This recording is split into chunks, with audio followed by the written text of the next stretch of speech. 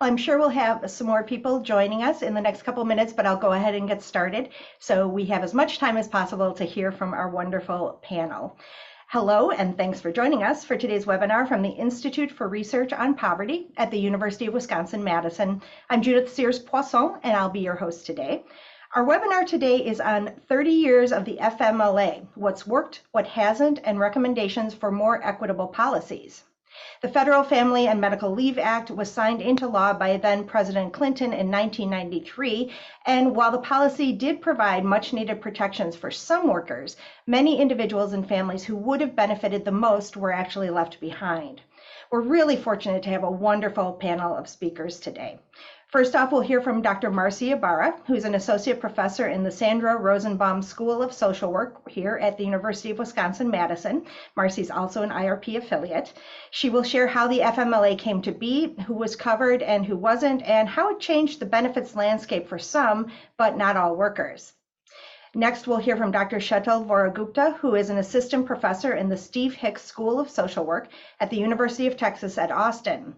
Through the lens of systemic racism and critical race theory, Dr. Vohra-Gupta will examine how the FMLA actually increased disparities in health equity between low-income workers, particularly women and people of color, and their peers. And then we'll wrap up the formal presentations with Dr. Maya Rossin-Slater, who's an associate professor of health policy in the Stanford University School of Medicine. Dr. Rossin-Slater will share her research on paid family and medical leave programs and what leave policies would look like that would support workers who would benefit most, but to date have been left behind. Then we'll turn back to Dr. Ybarra for reflections on the other two presentations before we turn to your questions. Again, thank you all for being here. I also want to acknowledge the Office of the Assistant Secretary for Planning and Evaluation at the Department of Health and Human Services for their partial support of this webinar series through their funding of IRP as the National Research Center on Poverty and Economic Mobility. We have an hour today, and after we hear from each of our presenters, we'll spend the last 10 to 15 minutes or so at the end for a live Q&A. You can type questions into the Q&A box. We did get quite a few questions submitted as people registered, so we will be queuing some of those up as well. And again, I hope you'll feel free to participate through the chat. We'd love to know who is joining us.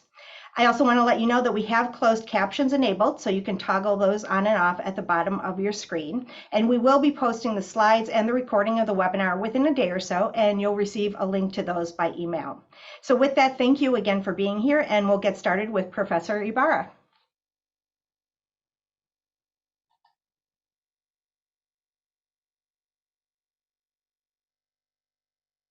Good afternoon, everyone. Thank you for joining us today, and thank you to IRP and Judith and IRP staff and my fellow speakers for facilitating today's webinar honoring the FMLA's 30th anniversary. I'm thrilled to be here. I'm going to kick us off by providing an overview of the history of the FMLA, including related policies and other proposed but failed policies that led up to the passage of the FMLA, and its impact on workers, as well as remaining challenges.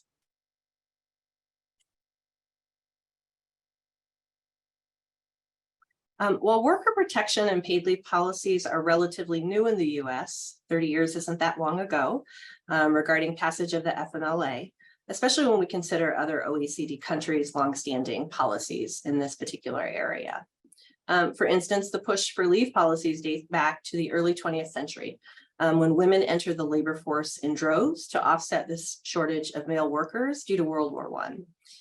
In response, the International Labor Organization adopted the 1919 Maternity Protection Convention proposal, which called for 12 weeks of paid maternity leave, not only to enable women to balance work and family, but also to enhance women's social and financial autonomy, especially working class women. In the following decades, most OECD countries adopted some form of worker protections for leaves from work, and eventually included paid leave policies in all OECD countries, with the US then and now a global outlier. The picture on this slide is of the International Congress of Working Women from 1919. They were a global group of feminists who endorsed and supported these recommendations for 12 weeks of paid maternity leave, not only as a medical necessity, but also as a fundamental social right. While the US did not adopt worker leave policies in the immediate aftermath of the early 20th century's advocacy, other important and related policies were eventually debated and in some instances passed. So for example, the Pregnancy Discrimination Act of 1978 prohibits employment discrimination due to pregnancy, childbirth, or other related medical conditions. However, the PDA does not grant time off from work. This led to advocates renewing efforts to pass legislation that included protections and pay.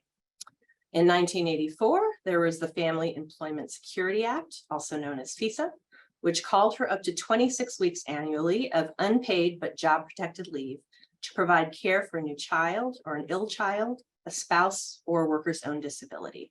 FESA advocates really wanted to include paid provisions, but didn't think a bill that included paid leave would pass. While the FESA was debated, it was never formally introduced in Congress, but it did something really important. It reopened and expanded an important conversation in the US on protected work leaves and laid the foundation for future legislation, such as in 1985, Rep. Patricia Schroeder from Colorado introduced the Parental and Disability Leave Act, which mandated 18 weeks, again, of unpaid job-protected leave for new parents and 26 weeks of leave to care for a sick child or an employee's own health. The bill made it through 2 House subcommittees before stalling. But it turned out the Parental and Disability Leave Act had legs, so to speak, as evidenced by a new family and medical leave bill introduced in the 1986 legislative session, although the name changed again to the Parental and Medical Leave Act. After political haggling, an amended version of the Parental and Medical Leave Act increased firm size requirements from 5 to 15 employees, had hourly work eligibility requirements of 500 hours or 3 months of employment, and included total time available for leave from work as for 36 weeks for either medical or parental leave over a 2-year period. Subsequently, the American Association of Retired Persons successfully lobbied legislators to also include leave coverage to care for a spouse or an elderly parent. Due to this expansion, the bill had one final name change and became the Family and Medical Leave Act. From 1986 to 1990, legislators continued to debate the details of the FMLA, making compromises on the generosity of benefits and the requirements to qualify for leave. In 1990, the House successfully passed the bill. The Senate followed suit 1 month later, only to have it vetoed by then President George Herbert Walker Bush due to the firm's participation being mandatory rather than voluntary. In 1991, a new version of the FMLA with more stringent requirements to qualify for leave passed the House, although supporters of the bill temporarily suspended advocacy when they realized that they still would not have the votes to override a likely presidential veto. In contrast to President Bush, his presidential opponent during the 1992 election cycle, soon to be President Bill Clinton, affirmed his support for FMLA on the campaign trail. The FMLA was the first major piece of legislation that he signed into law a month after taking office in February 1993. So now we have the FMLA. So what does the FMLA provide, and what do workers who qualify actually receive? In annual provisions, the FMLA provides up to 12 weeks of leave, 26 weeks for military members and their spouses under certain conditions, the right to health insurance continuation, job protection, and protection from retaliation from your employer for taking FMLA leave. Qualifying FMLA leaves from work include the birth of a child or adoption of a child or the placement of a child who is in foster care in your home. You can also qualify to provide care for a family member with a serious health condition or for yourself as the worker. How do workers qualify for leave, and what firms are mandated to provide FMLA coverage? To be able to use FMLA, employees must work for a covered firm for at least 12 months prior to leave and have worked at least 1,250 hours in the year prior, or what we call the baseline. The FMLA applies to employers that are private sector with 50 or more employees, all public agencies, all public and private elementary and secondary schools. So next I'm turning to the impact of the FMLA on worker coverage in the early aftermath of its passage. So this is from an early paper by Jane Wold-Fogel on the impact of FMLA coverage on maternity and paternity leave coverage at medium, large, and small firms.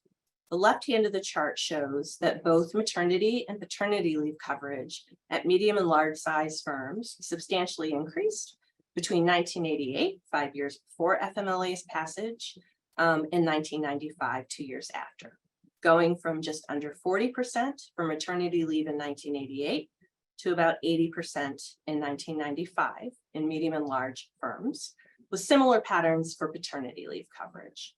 In small firms, coverage increased, but less so, which we would expect given the requirement that an employer is mandated to provide coverage only if they have 50 or more employees. So what does FMLA coverage look like now for US workers? As you can see from this graph, almost half of workers are actually not covered by FMLA, either due to too few hours or months worked in the baseline period, working at a business with less than 50 employees, or some combination of those two things. For workers who are covered, most use FMLA for time off of work due to their own health conditions, or due to a new child and family caregiving, making up the majority of other reasons for FMLA use, and then a small share taking FMLA for family or caregiving for a loved one. One of the biggest criticisms and impediments to using FMLA is that it remains an unpaid provision. So yes, if you qualify, you can take leave, but you also must be able to afford it. And this is more likely to happen for professional workers who are disproportionately more likely to have some form of employer-provided paid leave. Issues of FMLA affordability are also gendered, as seen on this chart. On the left-hand side is among working adults, and we see men are more likely to report being able to afford to take 6 weeks of unpaid leave from work. This is also the case among working parents, as seen on the right-hand side of the chart. Of course, there's other challenges with the FMLA in its current form. The biggest one, or most noted one, would be that it's unpaid. There's also evidence that leave affordability for workers varies across states, as well as research that suggests some workers lack knowledge about the FMLA or its requirements, as well as some issues with worker compliance. Recent evidence suggests significant and deleterious racialized differences in FMLA coverage and take-up, which Shetal is now going to discuss. Thank you so much for your time and your interest.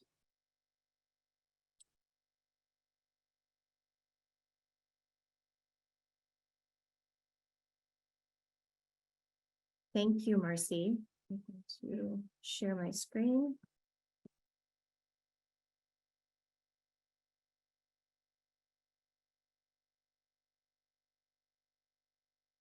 I think I'm going to share my screen. Hold on, sorry.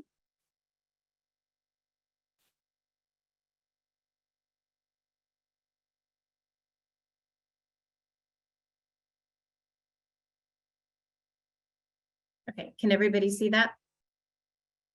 Thank you.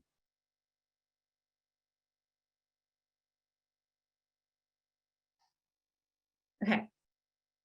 As Marci just stated, I'm going to look at FMLA, but a little more in depth into the those who actually have access and those who are able to take it or not, and what demographics look like for those group of individuals, those group of workers. Before I get into the study that I did, just a real quick look at just my background, and I look at health equity and why policies are so important to health equity. Policies that generally tend to modify social conditions, and I really hone in on policies that look at advantage and disadvantage, and analyze policies through a structural racism lens to look at how policies reduce unequal opportunities for socially disadvantaged groups in hopes of reaching health equity. And other institutes, I know Urban Institute, we've got some folks from the Urban Institute on here, American Journal of Public Health and CDC all have talked about the need to, in order to build health equity, examining policies is one of the avenues to do that. My work in maternal mortality led to my work in the FMLA. Being from Texas, we have one of the highest rates of maternal mortality, especially amongst Black women. And it's almost, Black women are dying at almost 3 times the rate as white women. And also Black babies are 2 times a greater rate of infant mortality, preterm birth, and low birth weight. So maternal mortality and birth outcomes is what led me to the policy that we're going to look at today. 52% to be particular, maternal and pregnancy-related deaths occur postpartum.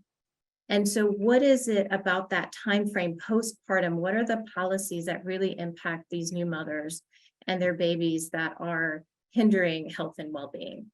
And you know, it is no surprise that our country, the US, is one of the only high-income countries that does not guarantee paid paternal leave. So in looking at that, is FMLA, who's advantaged and who's disadvantaged here? 2 theoretical frameworks underlie the research that we did.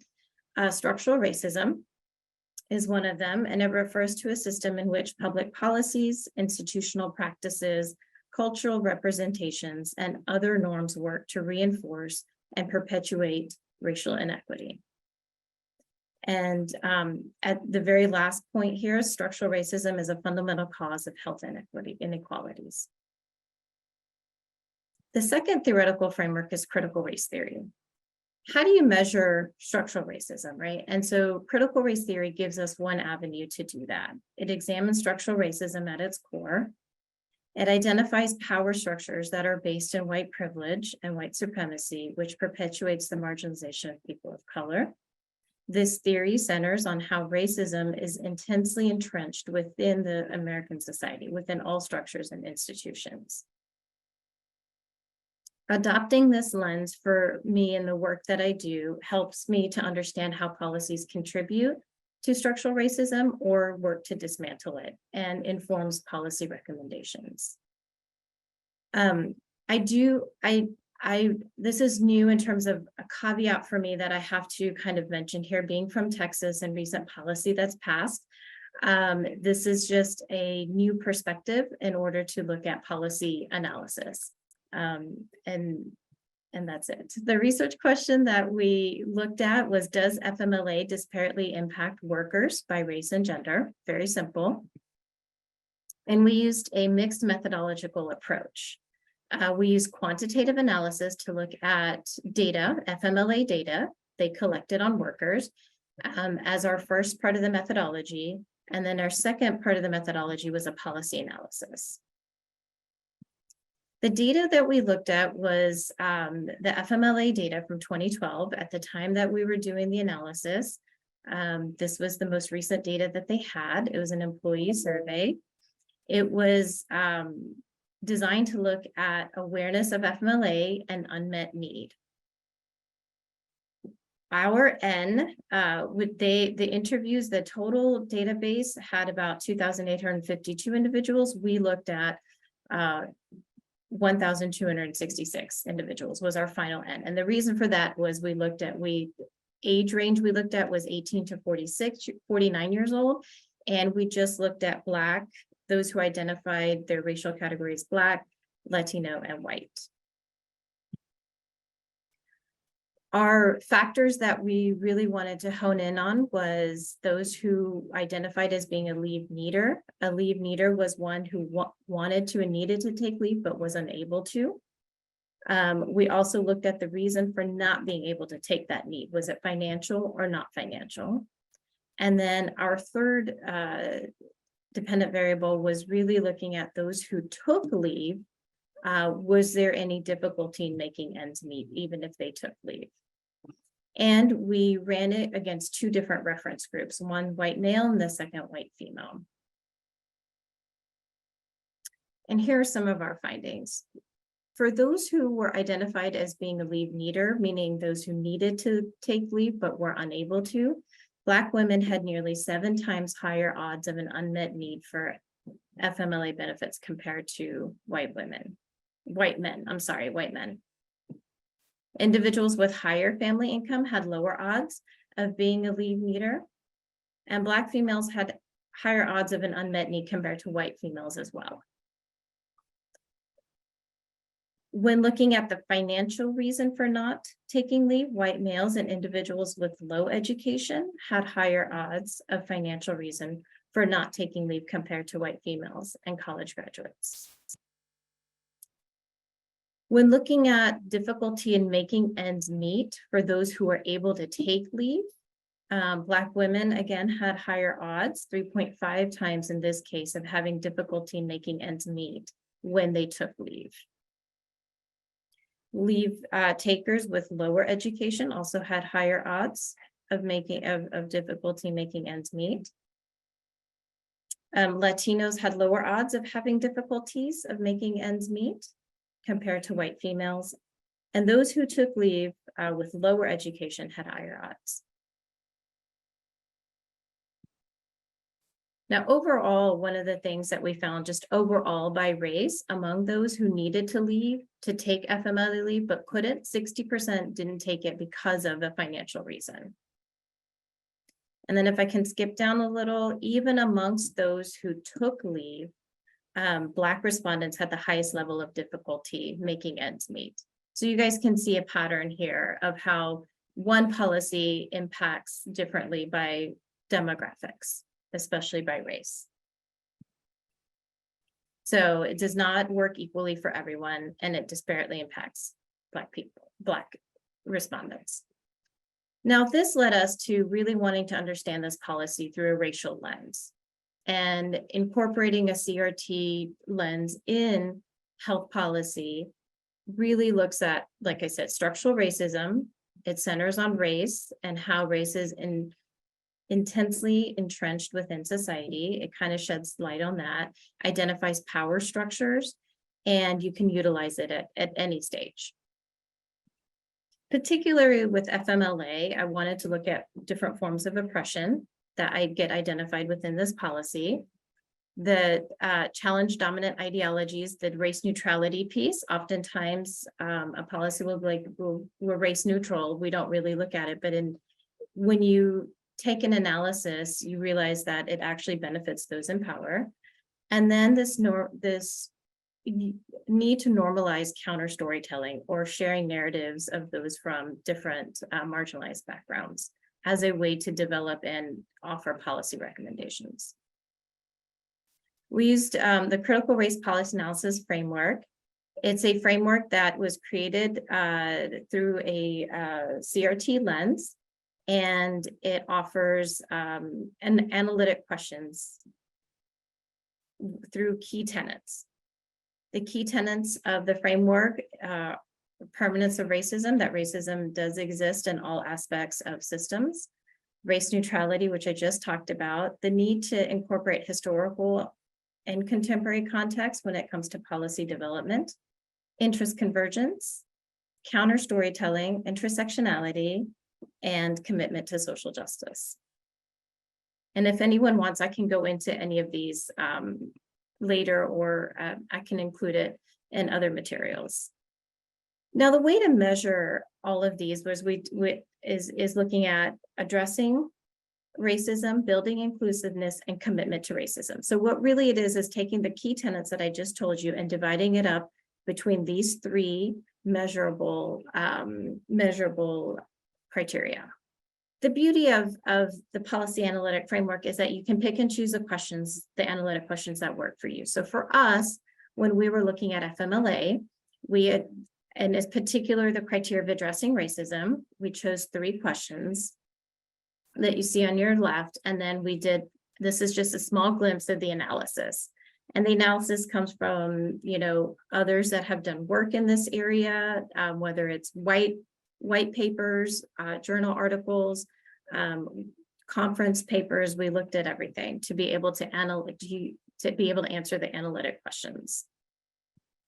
So this is a small glimpse of some of the analysis that we did.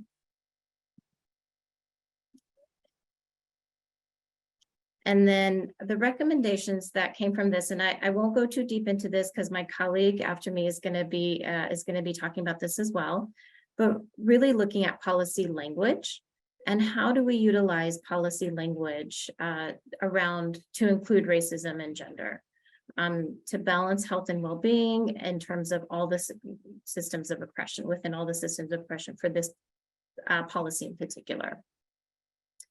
And also to look at one of the things I'll just hone in on here is the reframing of the policy name. Again, looking at language and looking at how we frame the language around this policy. For example, family support as opposed to family leave. Eliminate some of the requirements that was talked about earlier that really disparately impact certain demographic groups or the other. So like I said, I won't get too much into the recommendations because I think my colleague next is going to be talking about that. But if you guys have any questions, please feel free to put it in the chat. Thank you. And I'm going to hand it off to Maya.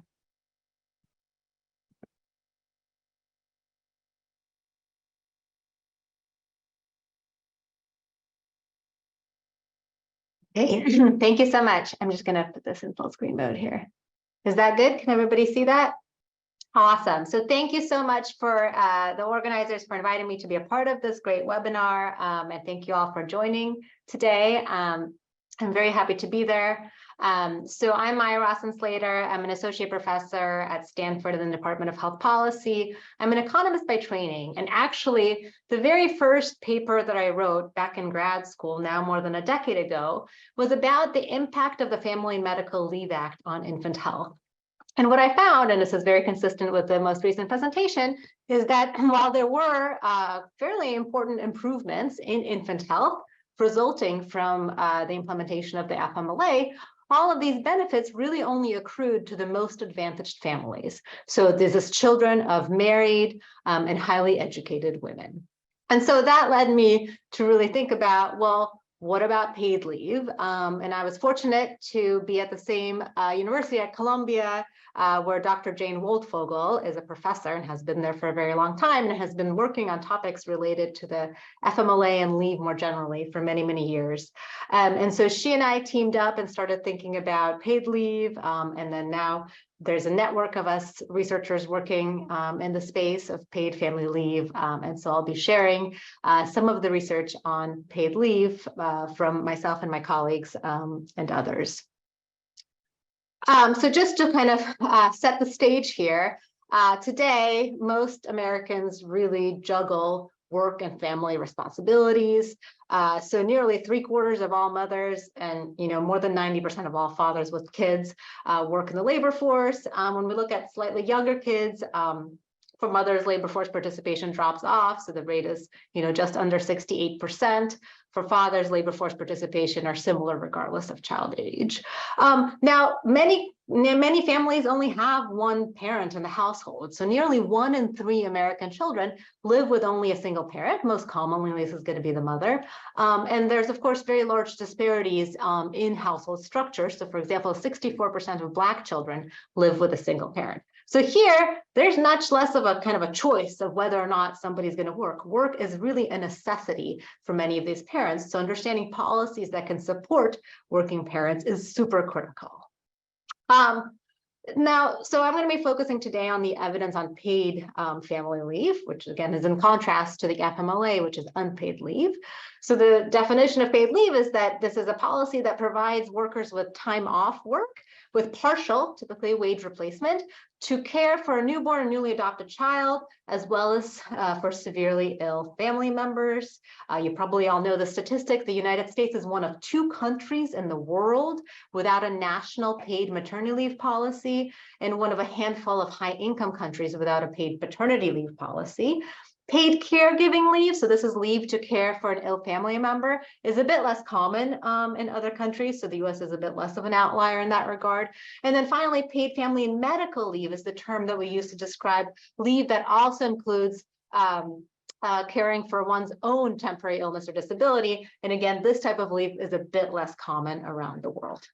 Now, as you all know, since we don't have paid leave guaranteed at the federal level, the provision of paid family leave is really left up to individual states, as well as individual employers. So first, on the employer front, what do we know about, how many employers actually offer paid leave? So according to some recent data, less than a quarter of civilian workers have access to paid family leave from their employers. Now, this is low, but this is actually, pretty remarkable growth from just a few years ago. About only 14% of employers, of workers had access to employer-provided paid leave back in 2016, for example. However, this is highly unequal provision of leave at the employer level. So, for example, if you look at the 10% of the highest 10% of wage earners, about 40% of them have access to paid leave through their employers. Still not a ton, right? Not even half. But then if you only look at the lowest 10% of wage earners, just 7% of them have access to paid family leave through their employers. So really a lot of the action that tries to sort of provide more equitable access to leave has been occurring at the state level. So just to give a bit of sort of history about what's been going on. So first of all, there's something called the Temporary Disability Insurance Program, TDI. Sometimes it's referred to as the State Disability Insurance Program, that's SDI. So this is a program that has existed in 5 states, California, Hawaii, New Jersey, New York, and Rhode Island. And it has existed for many decades now. And since the 1978 Pregnancy Discrimination Act, these states have essentially provided paid maternity leave to birthing parents, something like 6 to 8 weeks, again, sort of seen through the lens of it offering like recovery from childbirth, leave to recover from childbirth and prepare from childbirth. And then since 2004, when California became the first state in the nation to implement a paid family leave program, a number of states have implemented such programs. I'm listing them here. This is an ever-evolving list. Every time I give this presentation, I always have to make sure I update it a bit because there's more and more states that are becoming a part of this group. Now, while all of these states offer some kind of state-level paid family leave policy, the details really vary quite a bit. So they vary in terms of the duration of the leave that's available, anywhere from 4 through 12 weeks of leave for birthing for parents, longer for own temporary disability. These vary in terms of whether job protection is included as part of the legislation. They vary in how they're funded. Typically, most of them are funded by employee payroll taxes, but some are funded by employer payroll taxes as well. Most of these have much wider eligibility criteria than the FMLA. So for example, many of them have no firm size requirements or much lower firm size requirements than the 50 in the FMLA. For the states that have state temporary disability insurance systems, these are generally integrated with those. And then finally, they vary in the definition of who counts as a family member for whom you can take caregiving leave. So in the rest of this presentation, I'm going to discuss briefly what we know about take-up of these policies, and then the evidence on the impacts of paid leave on first workers' labor market outcomes, then maternal and child health, and then finally on employers. So first, most of the research on paid leave really has been done in California, and largely that's because that was the first state. It's a large state to implement this program. So we know quite a bit about California's program. So here, I'm sharing some data from a study that I did with Sarah Bana and Kelly Bedard in 2018, where we used administrative claims data from the state of California to look at trends and disparities in the use of leave. And so about the first decade since California implemented its policy. And so what you can see here is sort of a number of things. So first, leave use has been increasing over time as awareness of the program has been increasing. Bonding leave, so this is leave to bond with a new child, is substantially more frequent than caregiving leave. So this is leave to care for an ill family member. And leave used by women, by female claimants, is much higher than leave used by men. So we estimate that in 2014, the last year of data that we had available at the time, about 40% of employed mothers used the program as compared to 12% of employed fathers. Now, in terms of how long do people use the program? So first, California is one of the states that has temporary disability insurance. So you can take those two programs sequentially. And the vast majority of women do that. So the average leave duration combined is about 12 weeks for women who are taking bonding leave. And then for men, duration is much shorter.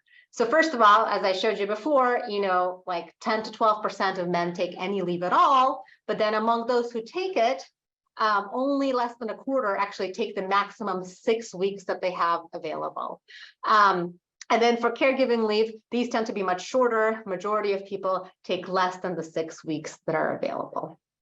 Now, even though paid family leave is more equalizing than unpaid family leave for many of the reasons raised in the last presentation, access to the program, even in California, the paid leave program remains at least somewhat unequal. So for example, we found that women and men in the lowest earnings quartile in the small firms were underrepresented in the claims data as compared to their counterparts with higher earnings in bigger firms. And this other evidence suggests that the main barriers to using leave for these groups include the lack of job protection that's in the California program, as well as the wage replacement rate being too low. We also found important differences in use across different industries, where we think sort of the culture and the family friendliness of the industry is likely to be quite important, especially for whether or not men use leave. And then finally, in other work, we found that there's a lot of variation in take-up of the program across firms, even very similar firms that, for example, pay workers very similarly and are in similar industries. And here we think sort of, again, culture and like the transmission of information about whether leave is available is likely an important channel. Now, turning to impacts on labor market outcomes. So this is like a big debate in the literature and the policy space about like, is paid leave good or bad for promoting gender equity in the labor market as well as in the household, and whether or not it's good or bad, especially for women's careers, right? And you can sort of see theoretically as to why this might be a debate, right? So if you think about a worker, let's say a woman worker who is about to have a child, she has some options. So maybe she's going to just quit the labor force and stay home to take care of her child if she's able to do that. Maybe she will, if leave is available, maybe she will take leave and then return to the labor force, right? But if leave wasn't available, right, there were these two options. Either maybe she would have just quit and then, stayed out of the labor force, or maybe she would have taken very minimal amount of time off and immediately continued working. And so what that means for their future labor market trajectories depends on kind of what they would have done in the absence of the policy. And then finally, there's this kind of broad concern with these policies, especially with opponents of these policies, which is that if women are more likely to take leave than men, which we see in the data, then maybe employers are going to discriminate against women. And so this could sort of backfire in terms of promoting gender equity. So we looked at some of these outcomes in a number of studies. Other researchers have as well. By and large, we found, first of all, that people do use the program. Take-up of the program increased substantially once it was in effect, and the use of leave, the increase was largest for the least advantaged mothers. So again, this is sort of consistent with paid leave being a more equalizing program than unpaid leave. And in terms of future labor market outcomes, we found some suggestive evidence that, if anything, labor market outcomes were improved. So career continuity was supported, and this is consistent with other work as well. Now, not all studies reach this conclusion, though. So for example, a very recent study that looked at the introduction of California's program and looked at folks that used the program, very soon after it was introduced, found some evidence of actually negative impacts on women's employment and wages in the long term. So I think there's still some debate as to whether these policies are sort of on net improving labor market continuity for women or not. By and large, the impacts are relatively small. But what I say is that I don't think paid family leave serves as sort of a silver bullet for solving gender equity issues in the labor market. I think we're still it's not clear how big of an impact it really has, especially when the policies are relatively short that we're looking at. And what I actually think is that biggest impact of paid leave is its health and benefits for the family, which I will turn to next. But first, let me just say for fathers, like I said, very few fathers take the program. That's been increasing over time. That is a bit different in other states. But it still was, the introduction of the policy did still substantially increase leave use among fathers as well. Now, in terms of family well-being, like I said, I think here the evidence is pretty clear that paid leave is good for kids, it's good for families, it's good for maternal health. A lot of the research has focused on the impacts of maternity leave and child health. There's really reasons to believe that it would impact child health. So we could imagine that leave reduces maternal stress during the prenatal and postnatal periods. It allows women to breastfeed. It allows women to have more financial resources. It allows them to delay putting their child into group daycare when they're particularly vulnerable to sort of respiratory and other viruses and things like that. So I already mentioned my original study on FMLA about infant health and sort of the inequities it generated. And there's evidence suggesting that the original introduction of the TDI program, which is paid leave, also improved infant health, but here the impacts were concentrated among Black and unmarried mothers. So again, evidence of promoting equity through paid leave. And then we have a number of studies suggesting that California's paid leave program had all kinds of impacts on child health, including breastfeeding durations, higher immunization rates, reduced hospitalizations, and improved behavioral outcomes. We also know from other settings, from other countries, that these benefits last for a long time. So for example, just to highlight one example, there's research suggesting that the original introduction of paid maternity leave in Norway back in 1977 had lasting impacts on kids' outcomes in terms of their, for example, likelihood of graduating high school and in terms of their economic outcomes as adults. And these benefits are really concentrated amongst the most disadvantaged families. Now, when it comes to maternal health, echoing some of what was said in the prior presentation, a large share of maternal mortality occurs after the mother leaves the hospital and is at home. And so this quote from Neil Shah from the Harvard Medical School really highlights that what we do to support mothers at home, right, once they're already out of the hospital, could really have a big impact on maternal postpartum recovery and well-being. So what do we know in terms of paid family leave and maternal health? Well, again, from Norway, we know that that original introduction of paid maternity leave improved maternal health outcomes quite a few years later, so around age 40. And then from California, we know that the introduction of this policy led to improvements in maternal mental health, as well as some evidence of reduced psychological distress among both parents, so including fathers. And then finally, in my last just remaining minute here, I want to say just very briefly about what we know about employers. The reason that this is important is because while so far I have shared you sort of the ways in which paid family leave really benefits families, often we ask like, well, why don't we have this policy? Well, one major reason is that there's quite a bit of opposition to paid leave. It's changing, the landscape is changing, but still there exists opposition. And a lot of this opposition rests on an argument that paid leave is costly to employers. Now, even if employers don't actually have to themselves pay for these benefits, they still have to figure out how to cover the work, to hire temporary employees, reallocate the work, and so on. And in fact, some of the strongest advocates against paid leave have been, various business and especially small business organizations. So what do we know? So one study that we did, we went into survey small businesses in New York and Pennsylvania in the years before New York introduced its paid leave program in 2018 and in a few years after. And we compared to what happened to businesses in Pennsylvania. And by and large, we found no evidence of any adverse impacts of the introduction of New York's paid leave policy on employer outcomes. If anything, we found some evidence that employers actually found it easier to handle lengthy employee absences. And of course, we also saw that there was an increase in the incidence of employee leave taking, especially among the smallest employers who had no access to leave before. And then finally, we all have been living through COVID in these last few years. We actually went in and surveyed employers during COVID and asked them about their attitudes towards paid leave in New York and New Jersey, which are two states that have paid leave programs.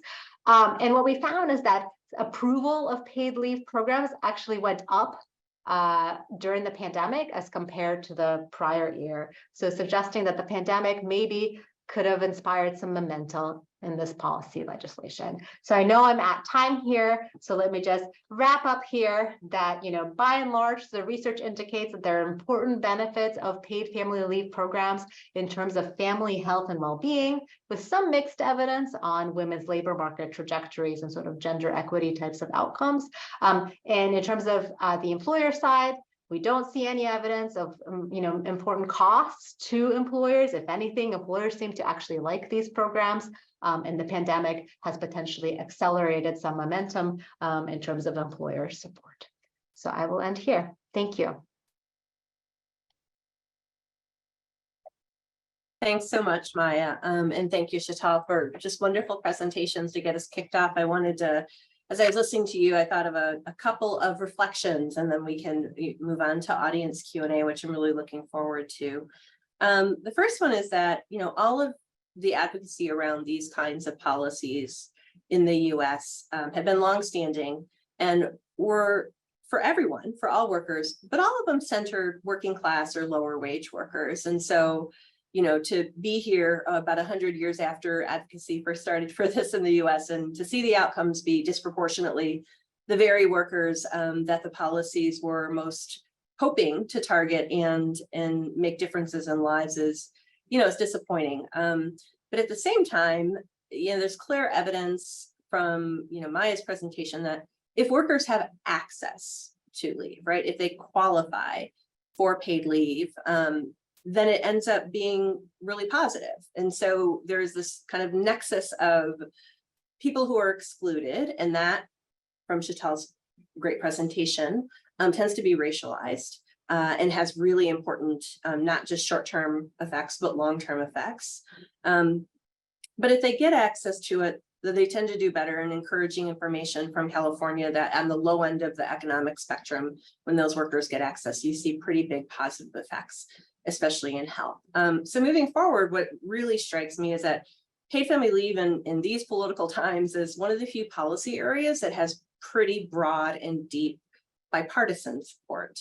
And it's a question of how do we move this forward? And I think one of the things for me is thinking more deeply and building evidence on the different paid family leave policy levers that there are to try and understand which ones are most effective at really being inclusive of the folks that we know these policies were originally targeted towards, but also who have been left out or are disproportionately left out or excluded for a variety of reasons. So those were my reflections on the presentation. Thank you so much. And now I think we should transition our last 10 minutes to audience Q&A.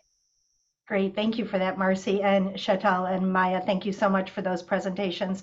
So informative. There were some questions that were submitted before. Folks who are attending the webinar, feel free to drop a question in the Q&A if you have one. And I'll start with some other questions. So that was really interesting to know what we're seeing in those states that do have those paid family and medical leave. And those are some pretty populous states, I think California, New Jersey, New York, and the others. So it seems like there's some pretty compelling evidence there. Is that information, research, and evidence being used to look at a federal policy change, or is this something that is probably going to have to go state by state until there's kind of an overwhelming number of states that are doing it? Maya, what would you like to respond to that? Yeah, I mean, I think there's definitely at least some action happening at the federal level, and like Marci said, bipartisan. There have been proposals, like federal proposals, of course, as we all know, that cite, some of this evidence on the benefits of paid leave You know, at this time, it's state by state, but at some point, I mean, as more and more states do it, I would guess that, you know, maybe the federal government will want to step in as well. But yeah, it's hard to know. And, you know, it's always the $1 million question is like, what is holding them back? And Maya, actually, I wanted to ask a follow-up question on your presentation. You talked about in California it being a partial wage replacement. How much, what percentage, or however it's calculated, how much of a replacement is that? Yeah, that's a fantastic question. So California, again, led the way with this policy. And so the original policy that was introduced in 2004 offered a 55% wage replacement rate up to a cap. And so the 55%, you know, that's, you know, it's more than half, but it's definitely not the full wage. And so, you know, there's evidence, and I've heard from folks that like, it's just not enough if you're working at a low wage job. And so just very recently, a few years ago, California expanded its policy. So first of all, it went from 6 to 8 weeks. And then now the wage replacement rate is between 60 and 70%. With a cap where it's a progressive scale. So the lower income you are, you know, the closer you are to the 70%. So that's how it is in California. It varies state by state. And increasingly more states are doing a progressive scale. So in some states, for example, it's 100% wage replacement at the sort of for low income workers. And you did mention the other countries, most other countries having some form of paid leave. I'm sure it varies country by country, but perhaps like Norway being one of the earliest ones, how does that 60 to 70% compare to some of those other social network kind of? That's a great question. So in most places around the world, leave is much longer, right? So here in the US, we're debating like 4 weeks, 6 weeks, you know, 8 weeks. Like we're talking a year, we're talking 2 years in many other countries, right? But in most of those places, they have a much higher replacement rate for the first number of months, weeks to months, than then like a lower replacement rate as you go further in time. So I can't remember off the top of my head what it is exactly in Norway. My recollection is actually like that first chunk of the paid maternity leave is 100% wage replaced. That's the case in many places. And then it sort of tapers down to maybe 70, 60% or so on. Great, thank you. I'll open this up to the whole panel. We had a question about what would have a more equitable impact, whether expanding FMLA to cover people currently left out or converting FMLA to 12 weeks but paid for the people who are currently covered. Shetal or Marci, would either of you like to comment on that? Oh, I think that's a great question. At the end of the day, you want to, you know, try to impact as, you know, center the policy around those who are most marginalized and build from there. I think access is a great thing, as you know, Dr. Ybarra's slide showed how many individuals are actually left out in terms of access. And so yeah, I mean, if it were me, I would do the analysis on who's the most disenfranchised and who it would impact the most in that group, and then work to build up from there. But Marci, I'll hand it to you. Yeah, I mean, I think that the question of whether FMLA should just be converted or, you know, become paid family leave is what the states have essentially done, right? I mean, they still have FMLA coverage, right? I think the challenge with that is that, and Maya mentioned this, most of the paid family leave programs that are in states right now do not come with job protection. So we talked about like lots of the criticisms of FMLA.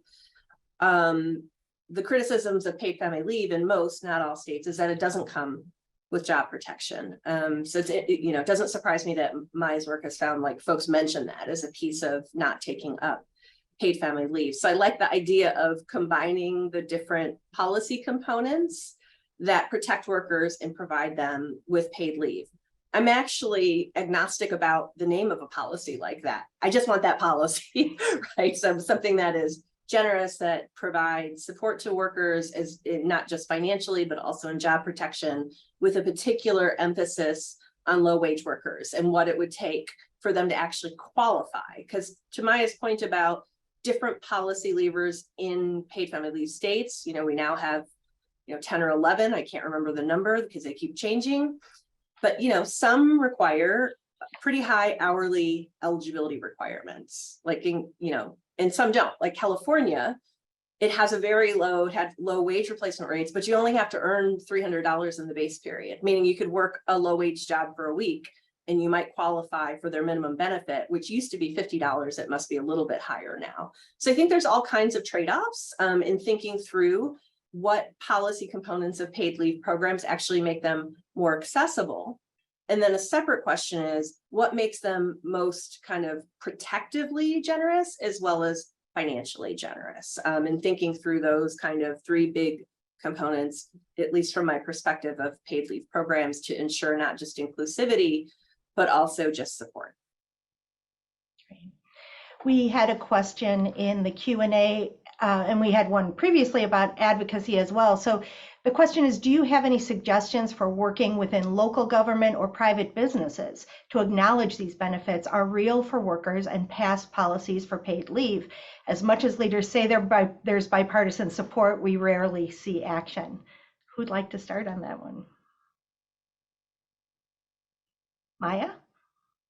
Sorry, I was answering the question in the chat about New York's program, but was the question like, how do we transmit the information to businesses? About... And advocate for it being a win-win, I think is basically at the bottom of that. Yeah, I mean, I do think that the tide is changing at least a little bit. Like, I think before, you could say like, we just don't know, like if it's good or bad for businesses, and you could sort of use that argument. That's changing as we know more and more, as more work is being done on what's happening at the business side. I mean, to be honest, we were at least somewhat surprised by the high levels of support for New York and New Jersey's policies, both before COVID, but then also during COVID, especially among small businesses. But I think some of this is just like the narrative around like that's been for so long, like the kind of the opposition argument, like it's bad for small business, but really like coming back to the actual businesses and talking to them, like you learn that like many of them are happy with it. And part of it, I mean, this is just my opinion, but part of it I think is like, at the end of the day, people are going to keep having babies and people are going to keep having caregiving need, and like businesses have to deal with that, right? And in some sense, like having a system that allows people to turn to, and like a uniform system, as opposed to kind of handling it on a case-by-case basis, could actually be advantageous to of course the workers themselves, but also to the employers. And we see a little bit of that in our research as well. Shetal, did you want to add anything to that? No, I think that the point that Maya made about it made me just think about the whole intention behind a policy such as this, and shifting to a value-based mindset or an intention of this policy versus what's good for business. I think the business aspect is important, and I think that voice is necessary in all of this, but is there a way to shift the mindset of a policy like this to the value base of health, equity, and well-being, and something to that effect, and then base the policy in that foundation. And Marci. Yeah, I'm not sure I have anything to add. I think that they spoke really well about that, and the way I think about it aligns with both Shetal and Maya's response. Great. Well, we are just at time. I have to congratulate the panel. You were all exactly on your timeline, so thank you for that. Thank you to everyone who attended as well. Thank you especially to Dr. Marci Ybarra, Dr. Shetal Vohra-Gupta, and Dr. Maya Rossin-Slater for sharing your time, expertise, and research with us today. Thanks also to Dawn Duran and Natea Taylor for technical support. As we mentioned before, we will be posting the slides and the recording of the webinar within a day or so, and anyone who registered for the webinar will receive an email with those links. Please do share it with others. Hopefully you found it as informative as I did. So thank you all for joining us today, and have a great rest of your day.